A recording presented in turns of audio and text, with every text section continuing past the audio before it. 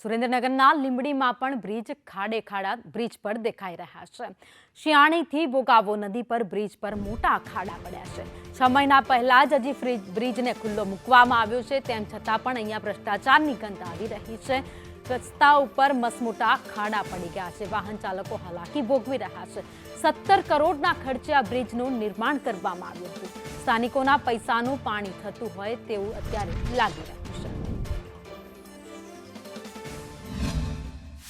Limbdi Lakhtar highway ઉપર શિયાળીનો જે ભોગાવો છે તે ભોગાવો બ્રિજ ઉપર પહેલાં નાનો એવો બ્રિજ હતો, સ્ટેટ વખતનો બનેલો, જે ઉપરથી પાણી છોડવામાં આવે ત્યારે આ રસ્તો બંધ થઈ જતો હતો, જેથી શિયાળી સહિત નળ કાંઠાના 17થી વધુ ગામોને વાહન વ્યવહાર ખોરવાતો હતો રસ્તો બંધ થવાને કારણે।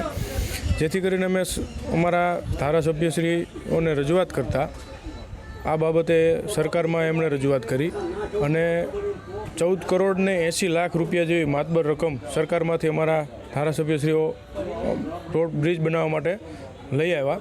અને બ્રિજનું જે કંઈ કામ થયું એ પછી જ્યારે પહેલું ચોમાસું આવ્યું અને ગઈ 16 જૂને ભોગાવો નદીમાં પાણી છોડવામાં આવ્યું, જેને કારણે આ જે બ્રિજ રહ્યો એનું જે એપ્રોચ આવે જેની અંદર એ લોકોએ માટીકામ કર્યું હતું, એ માટીકામ ઉપર એમને સીધું માટીકામ કરી ઉપર રોલરને એવું ન ફેરવવાને કારણે બધું બંને સાઈડ એપ્રોચની બેસી ગઈ છે।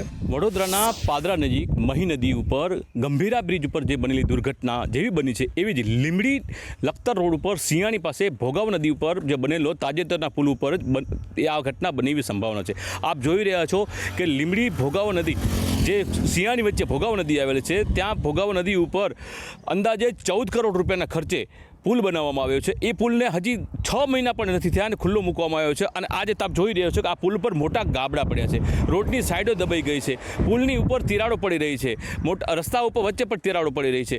આ બાબતે કોન્ટ્રાક્ટરને ગેરંટીમાં આવતું હોવા છતાં પણ કોન્ટ્રાક્ટર કામ પૂરું કરી ગયા પછી તે એ દેખાણો નથી। હાલમાં ગામ લોકોનું જણાવવાનું છે કે આ પુલ ઉપર પાદરાના ગંભીરા બ્રિજ જેવી દુર્ઘટના સર્જાય તેવી સંભાવના છે।